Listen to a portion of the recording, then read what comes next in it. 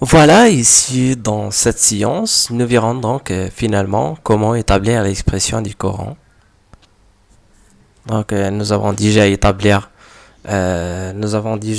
l'expression de I, le Coran I. Donc j'écris tout simplement ici la formule équivalente. Donc c'est tout simplement E1 divisé par R1 moins I2 moins E3 divisé par R3 plus I4. Pour la résistance équivalente, nous avons donc obtenu R équivalent, donc c'est une expression très longue, c'est la multiplication des 4 résistances divisé par la multiplication entre 3 facteurs. Ici c'est R1, R2, R3, R4, R1, R2, R3 plus R1, R2, R4 plus R3, R4, R1 plus R3, R4, R2.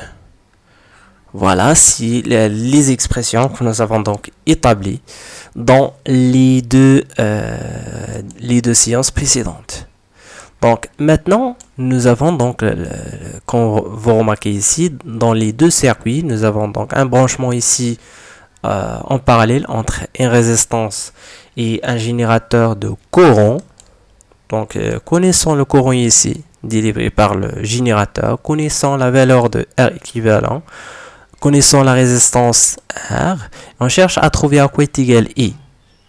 Donc ici, la manière la plus simple, il suffit de transformer le module de Norton en un module de Thevenin.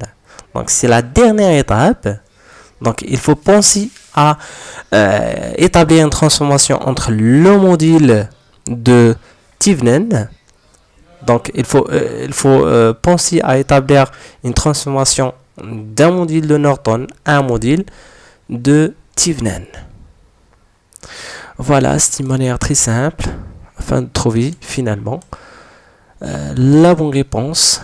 Ici, remarquez bien ici, il est plus facile. Donc si on rencontre dans un circuit, j'ai déjà mentionné dans un premier temps que si nous avons donc un générateur de courant et une résistance branchée en parallèle entre eux, donc ici on peut transformer cette branche en une branche équivalente. Donc c'est un branchement entre le générateur de tension et une résistance, ETH, avec ici le même sens. Le sens vers le haut, aussi le sens vers le haut de la tension ETH.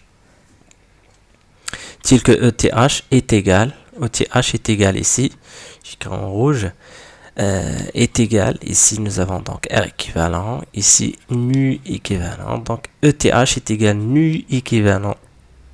Si le courant I équivalent multiplié par R équivalent. Donc ici c'est RTH est égal à R équivalent. Voilà, et on continue, on complète donc le circuit par le reste. Le reste ici entre ces deux points, c'est tout simplement la résistance traversée par le courant I. Voilà, finalement, pour obtenir à quoi est égal I, il suffit d'appliquer la loi d'Ohmheill. Donc pour appliquer la loi d'Ohmheill, il suffit d'indiquer donc un sens. Il faut choisir un sens. J'ai essayé de choisir un sens arbitraire, donc sens positif, voilà le sens positif. Mais il faut donc établir l'expression des tensions.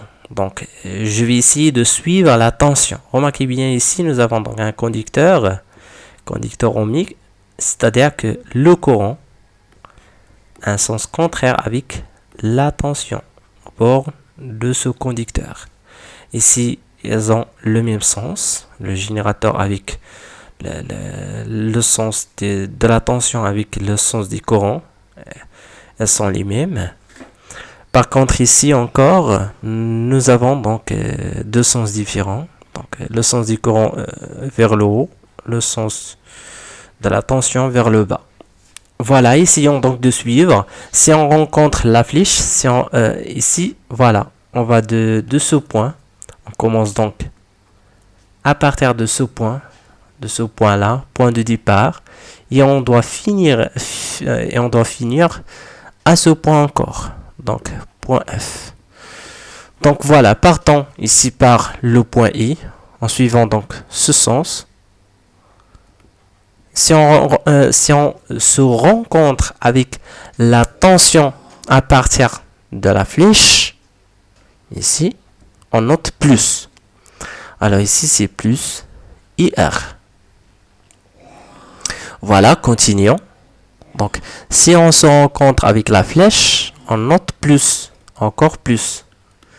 IR équivalent.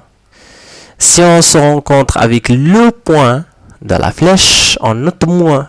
Donc, moins ETH est égal finalement 0. Parce que la boucle est fermée.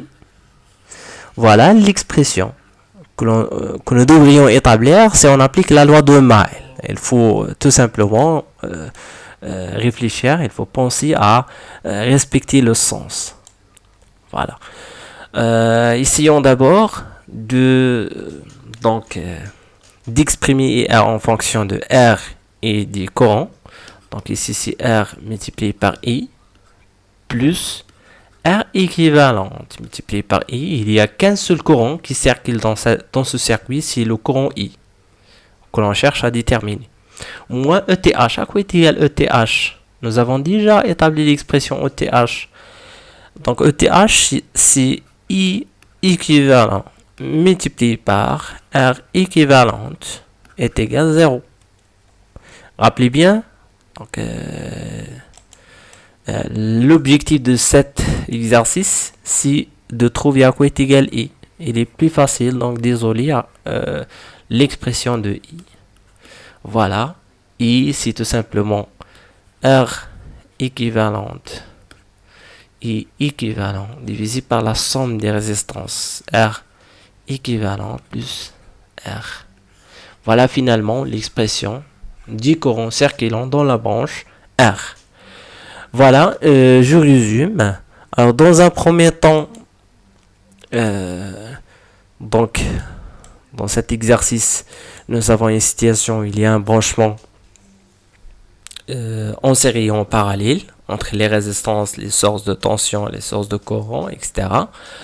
Donc, dans un premier temps, on a réfléchi, on a pensé à utiliser le modèle Thievenin-Norton. On a essayé de transformer la branche de Thievenin en une branche équivalente de Norton. Puis, on a calculé le courant délivré par les 4 générateurs. Par la suite, donc voilà. Par la suite, on a établi l'expression de R équivalente et finalement, on a modélisé le circuit final par 7 branchements. Voilà, finalement, on a obtenu donc une seule mile, où il circule le courant I. Donc voilà, finalement, on a obtenu. Donc en utilisant la loi d'Ohmheill, il faut respecter le sens. On a obtenu R est égal I. À la prochaine séance, nous verrons comment trouver I en utilisant une autre technique, c'est le théorème de Mellmann.